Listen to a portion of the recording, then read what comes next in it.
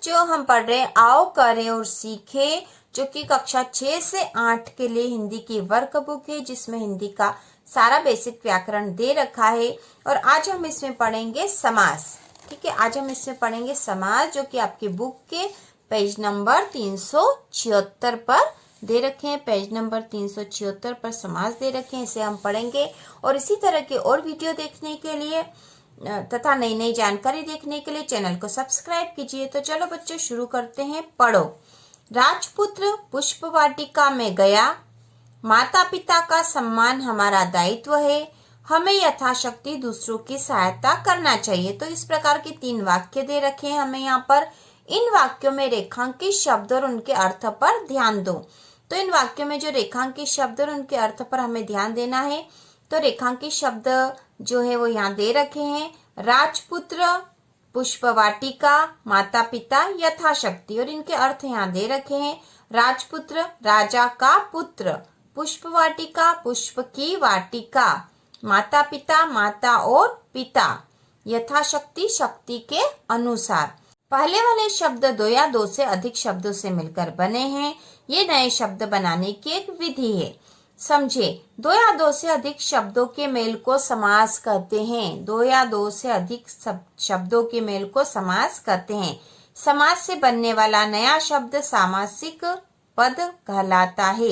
सामासिक पद के विस्तार को समास विग्रह कहते हैं। रसोई और घर शब्द से मिलकर रसोई घर सामासिक पद बना है।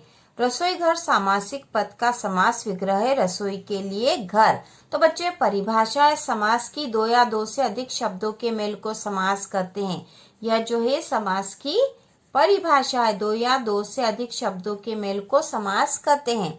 और समास से बनने वाला जो नया शब्द होता है वह जो सामासिक पद कहलाता है। सामासिक पद का जो विस्तार होता है, ठीक है, उससे समास विग्रह कहते हैं। जैसे मान लो सामासिक पद है रसोई घर, ठीक है, रसोई घर सामासिक पद है, तो इसका विग्रह होगा रसोई के लिए घर। ठीक है, रसोई और शब्द से मिलकर रसोई घर सामासिक पद बना है और इसका समास विग्रह रसोई के लिए घर। आगे पेज नंबर 377 पर दे रखा बच्चों, पेज नंबर 377 पर दे रखा है समास के प्रकार। तो समास के प्रकार को इस प्रकार समझा जा सकता है। तो समास के प्रकार कितने होते हैं यहाँ दे रखे हैं। तो ये समास है और समास के जो है 6 प्रकार होते हैं। समास के 6 प्रकार होते हैं। अव्ययीभाव समास, तत्पुरुष समास, द्वंद्व समास, कर्मधारय समास, द्विगु समास और बहुब्रीहि समास। तो समास के 6 प्रकार होते हैं। ठीक है, इन शब्दों पर ध्यान दो। तो यहाँ पे कुछ शब्द दे रखे हैं। भरपेट, यथाशक्ति, आजन्म। तो भरपेट, यथाशक्ति और आजन्म जो है सामासिक पद है। ठीक है, समास है ये। सामासिक पदों का समास विग्रह इस प्रकार होगा। भरपेट का होगा भर धन पेट या पेट भरकर। यथाशक्ति का होगा शक्ति के अनुसार। और आजन्म का है जन्म से लेकर।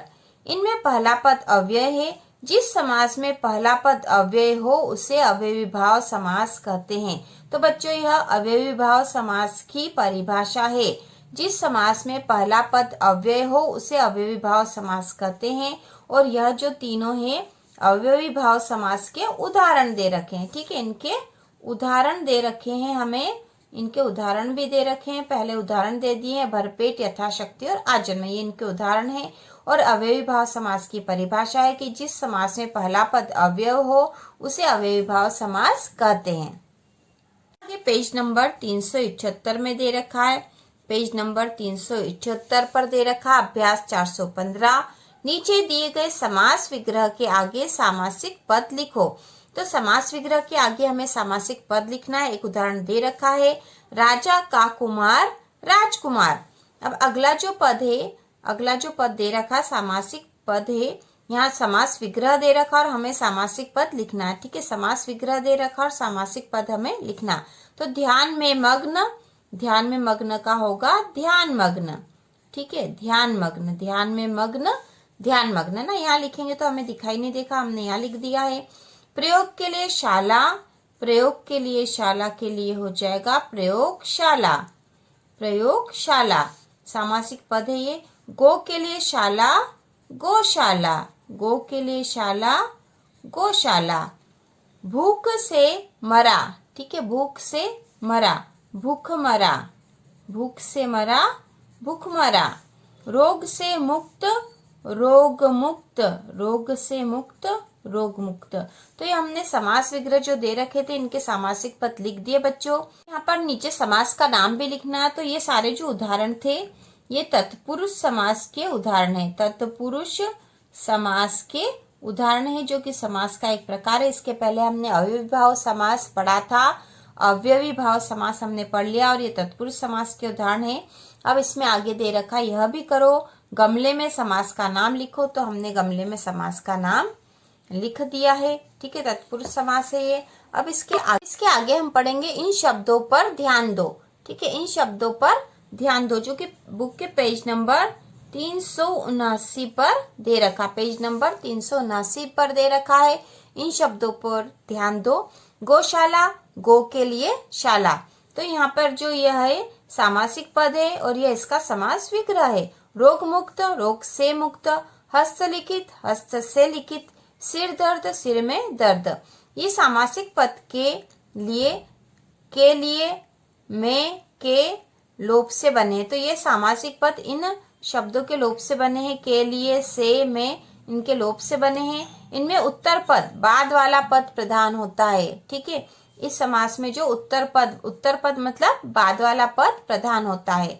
अब यहाँ दे रखा समझो, जिस समास में उत्तर पद प्रधान हो और पूर्व पद पहले वाला की विभक्ति में, के लिए, से का लोप हुआ तत्पुरुष समास होता है। तो तत्पुरुष समास की परिभाषा है, जिस समास में उत्तर पद प्रधान हो और पूर्व पद की विभक्ति का लोप हो वहां तत्पुरुष समास होता है, ठीक है।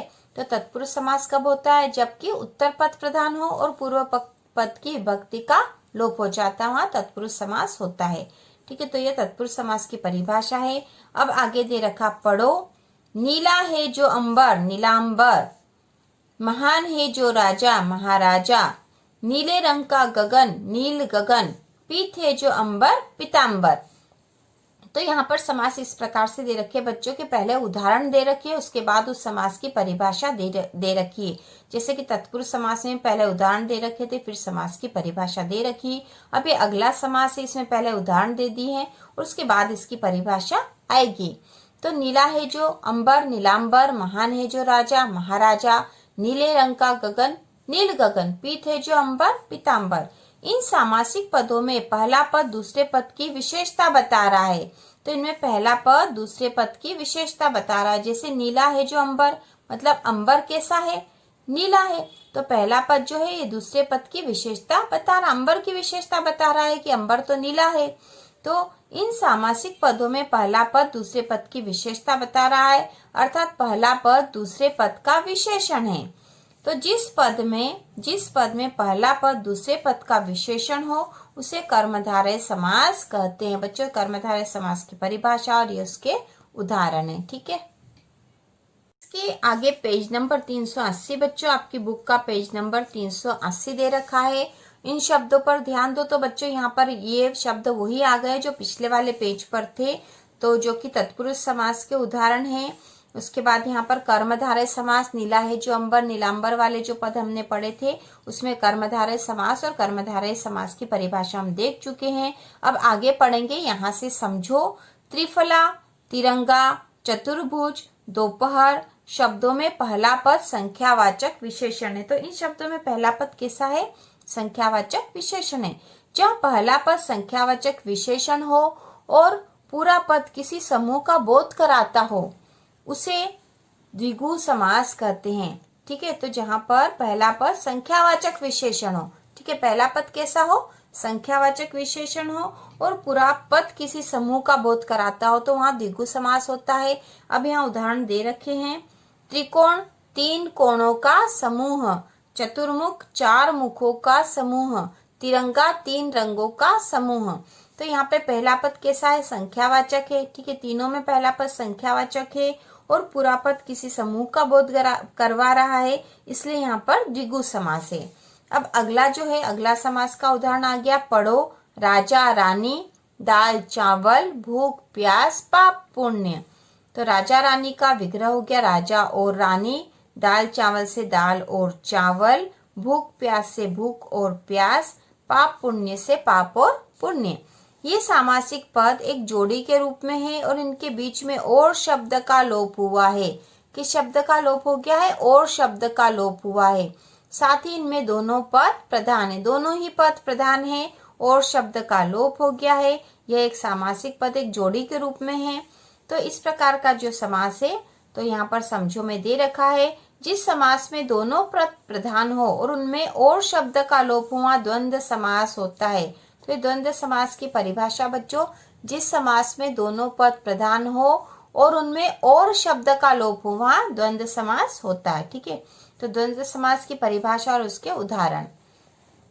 अगला है, किसी सामासिक पद का विग्रह करते समय ऐसी स्थिति भी बनती है जिसमें दोनों पद प्रधान नहीं होकर अन्य पद प्रधान होता है। तो कुछ समास ऐसा भी है, कोई समास ऐसा भी है जिसमें सामासिक पद का विग्रह करते समय दोनों ही पद प्रधान न होकर कोई अन्य पद प्रधान होता है। जैसे लंबोदर शब्द का अर्थ है लंबा है उदर जिसका, किंतु इसका संकेत है गणेश।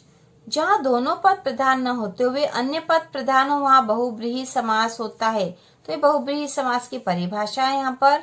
गिरिधर, गिरिधन धर, गिरि को धारण करने वाला मतलब कृष्ण। तो गिरिधर का यहाँ पर जब अर्थ करेंगे तो वो होगा कृष्ण, क्योंकि बहुब्रीहि समास का उदाहरण है।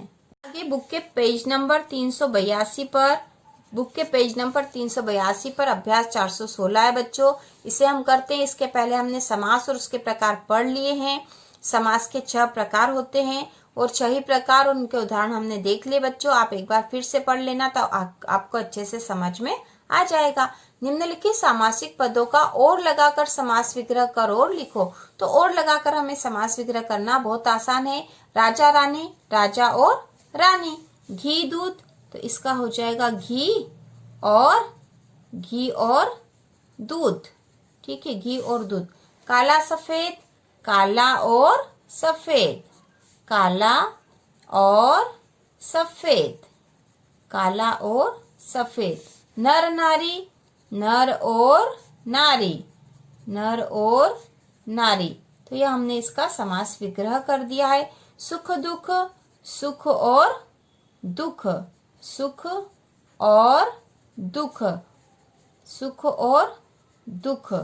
रात दिन, रात और दिन। तो ये कौन से समास के उदाहरण है बच्चों? और शब्द का लोप होके जो पद बने थे, तो ये जो है द्वंद्व समास के उदाहरण थे जो हमने अभी पढ़े थे। अब बताओ ऊपर लिखे शब्दों में कौन सा समास है? तो हम यहाँ बता देंगे कि यहाँ पर द्वंद्व समास है। ठीक है, द्वंद्व समास है। के आगे बुक के पेज नंबर 383 पर, बुक के पेज नंबर 383 पर अभ्यास 417 बच्चों, इसे हम करेंगे। नीचे दिए गए सामासिक पदों को सही झोले में लिखो। तो सामासिक पद दे रखा और उसे सही झोले में डालना है। यहाँ पे 6 झोले बना रखे हैं। तो पद है आजीवन, चौराहा, भला बुरा, दशानन। तो आजीवन जीवन भर, और यह कौन से समास का उदाहरण है? अव्ययी भाव समास का उदाहरण है आजीवन। ठीक है, आजीवन जो है अव्ययी भाव समास का उदाहरण है। इसमें पहला पद अव्यय होता है और पूरा पद अव्यय की भांति कार्य करता है। दूसरा उदाहरण है चौराहा। चौराहा मतलब 4 राहों का समूह, और यह द्विगु समास का उदाहरण है। तो हम इसे द्विगु समास में लिखेंगे। चौराहा, चौराहा 4 राहों का समूह। पहला पद संख्यावाचक है और पूरा पद एक समूह की ओर संकेत कर रहा है। अब इसके आगे है, अगला शब्द है भला बुरा। ठीक है, भला बुरा। तो भला बुरा का जो विग्रह होगा भला और बुरा, और शब्द का लोप हो रहा है यहाँ पर, और यह द्वंद्व समास का उदाहरण है भला बुरा। इसके आगे जो अगला शब्द है वह दशानन। दशानन मतलब 10 है, आनंद जिसके, अर्थात रावण। तो यह जो है दोनों ही पद प्रधान न होकर कोई अलग अर्थ निकल रहा है, कोई अन्य अर्थ निकल रहा है। यहाँ पे दशानन से रावण का अर्थ निकल रहा है, और यह बहुब्रीहि समास का उदाहरण है। ठीक है बच्चों, तो इस प्रकार हमने ये समास भी पूरे कर लिए हैं।